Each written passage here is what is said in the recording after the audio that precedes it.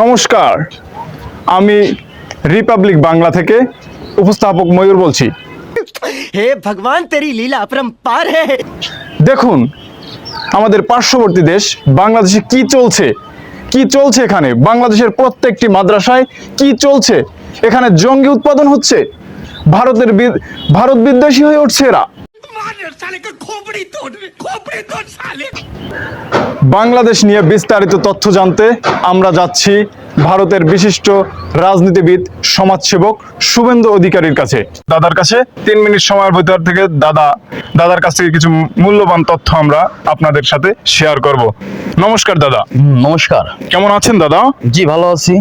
দাদা, সম্প্রতি বাংলাদেশের মাদ্রাসাগুলোতে যেভাবে জঙ্গি উৎপাদন হচ্ছে, এই ব্যাপারে ভারতের যে মনোভাব, ভারত যে ভয় পেতে যাচ্ছে, এগুলো দেখে ভারতের যে আঁঠুকাবা অবস্থা, আপনি এই সম্পর্কে কিছু বলুন। আসলে দাদা, বাংলাদেশের যশোর জেলায় এই যে সম্প্রতি ঘটনা ঘটছে, এগুলা আসলে মানে ভারতের কাছে খুবই দুঃখজনক এবং ভয়ানক সাথে। কারণ হচ্ছে ভারতের আমরা যে আসলে কি খাই আমরা গরুর মূত্র পান করি।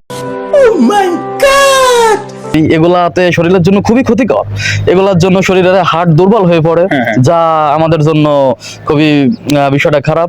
বাট এখন তারা কি জানে না যে আমাদের আসলে এরকম সমস্যা আছে? ওরা তো আসলে কাজটা ঠিক করতেছে না, খুবই খারাপ কাজ করতেছে। হ্যাঁ, হার্টের জন্য খুবই ক্ষতিকর।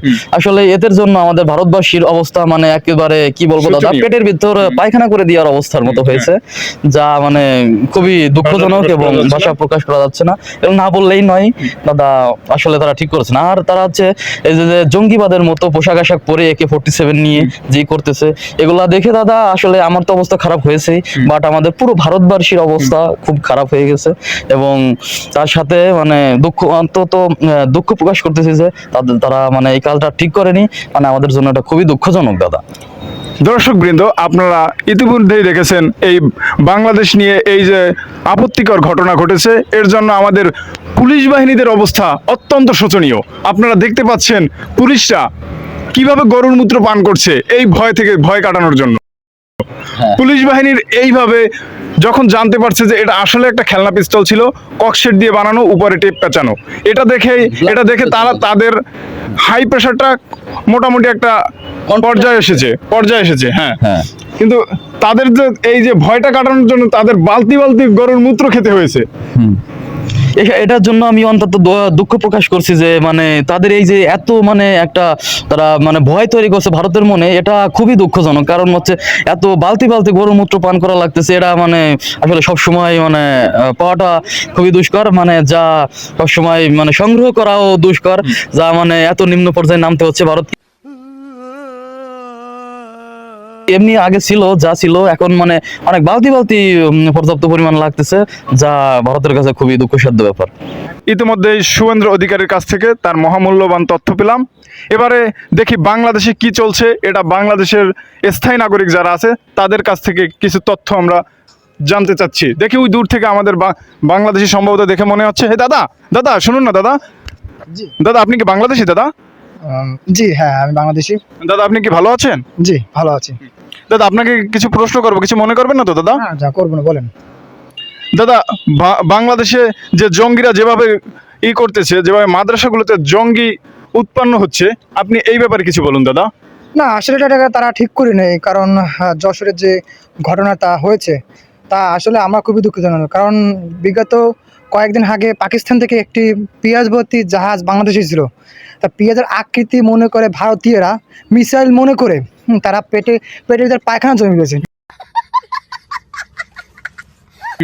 মিসাইল মনে করে তারা ভয় পেয়েছিল, তাই তো? তারপরে তারা মূলত ততটা যাচাই বাছাই করে যখন জানতে পারলো যেটা আসলে পেঁয়াজ, হ্যাঁ, তখন থেকে আমাদের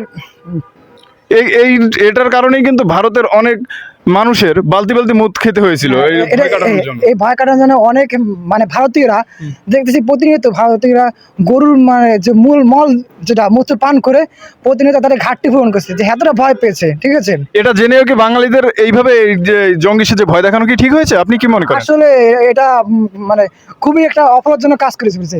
কারণ যেহেতু এরা জানতো যে আসলে দাদারা খুবই মলমূত্র মানে গরু যে মলমূত্র খেয়ে তাদের হাড়টি এমনি বাহিনী দুর্বল, তারা জেনেও এই যে কাজটা করেছে আসলে করা উচিত নেই। কারণ এভাবে ঘাটতি পড়লে তো পরে তো আমাদের কাছ থেকে মানে গরুর মূত্র আমদানি করতে হবে। হ্যাঁ,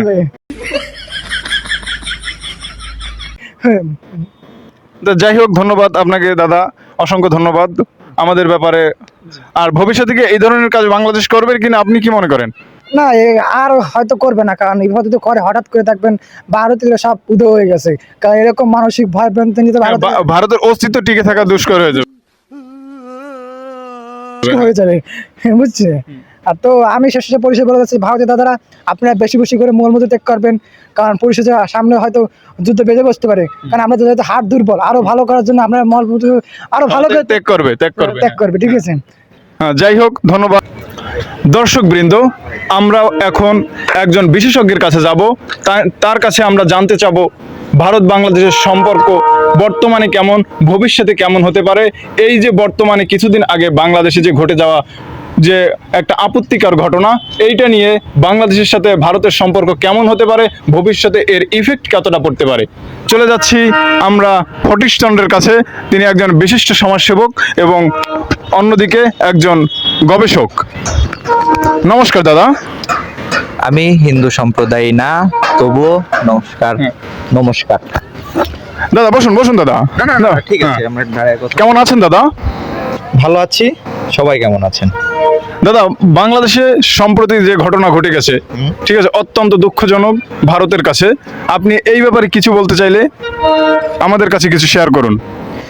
দুঃখজনক বলতে আমি বুঝি পুরো ভারতবাসীদের উপর এটা খুবই দুঃখজনক, কারণ বাংলাদেশের যে বিষয়টা ঘটে গেছে এটার ইফেক্টটা পুরো ইন্ডিয়া ভিতরেই গেছে, দেশের ভিতরে পড়েছে, ওদের বাণিজ্যিক খাতে পড়েছে, ওদের দৈনন্দিন জীবনের উপরে পড়েছে। আমি যতদূর জানি ওরা এই বিষয়টা নিয়ে কয়েকদিন ওদের রান্না বান্না হয়নি, ওদের নিজেদের মূত্র নিজেরাই খেয়েছে, এমনকি গরুরে কিছু না খাইতে দিয়ে গরুদের মূত্র ওরা নিজেরাই খেয়েছে। যে বাংলাদেশ যেভাবে ভারতকে ভয় দেখাচ্ছে, বালতি বালতি মূত্র খাচ্ছে, এই যে ভবিষ্যৎ যে ইফেক্টটা পড়বে, যদি বাংলাদেশ ভবিষ্যতে এইভাবে ভয় দেখাতে থাকে, তাহলে কি ভারতে যে পরিমাণ গরু আছে, যে পরিমাণ গোমাতা আছে, তারা কি এই পরিমাণ মূত্র তাদেরকে সাপ্লাই দিতে পারবে? আপনার কি মনে হয়? আমাদের বাংলাদেশের পক্ষে ওইরকম ভারতে মূত্র সাপ্লাই দেওয়ার জন্য আমরা অনেক প্রকল্প হাতে নিয়েছেন, হাতে নিয়েছি, কারণ আমাদের পার্শ্ববর্তী দেশ তারা দাবি করেছে আমাদের নাকি তারা খাওয়ায় পড়ায় রাখতো। এখন এই দুষ্টু সময় আর এই ভয়াবহতির সময়ে তাদেরও আমাদের খেয়ে পড়ায় বাঁচায় রাখা উচিত। এটা আমাদের থেকে আমরা একটা উদ্যোগ নিয়েছি, আমাদের এককেন্দ্রিক বা আমাদের ফ্যামিলিগত আমরা একটা বজ্রর বা এই ময়লা আবর্জনা যেগুলো সেগুলো তৈরি করেছি, যেখানে আমাদের সরকার পক্ষের লোকজন এসে এটা কালেক্ট করে এটা পাইপ লাইনের মাধ্যমে, আপনি জানেন পদ্মা সেতু থেকে খুলনা ব্রাঞ্চ থেকে এর একটা গ্যাসের লাইন তৈরি করতেছিল, ওখানে আমরা গ্যাস না দিয়ে মূত্র দিব, কারণ এটা খেয়ে ওরা বেঁচে থাকতেছে। তার জন্য এদের অভাবের সময় আমরা এই জিনিসটা যাতে আমরা পূর্ণাঙ্গভাবে ওনাদের দিতে পারি, এর জন্য আমরা এই প্রকল্পটা হাতে নিয়েছেন। হাতে নিয়ে আপনার পূর্ণাঙ্গ উত্তর পেয়েছেন। আশা করি ভারত বাংলাদেশি বিদ্বেষী এগুলো আপনারা একটু কম প্রচার করবেন। ধন্যবাদ। এইভাবে বাংলাদেশের যত বজ্র আছে এগুলো তাদের সাথে যত দ্রুত সম্ভব তারা সম্পর্ক স্থাপন করবে, পাশাপাশি গোমূত্র প্রয়োজন হলেও তারা দিয়ে সাহায্য করবে বলে আমাদেরকে আশ্বস্ত করেছেন। ধন্যবাদ আমাদের পাশে থাকার জন্য।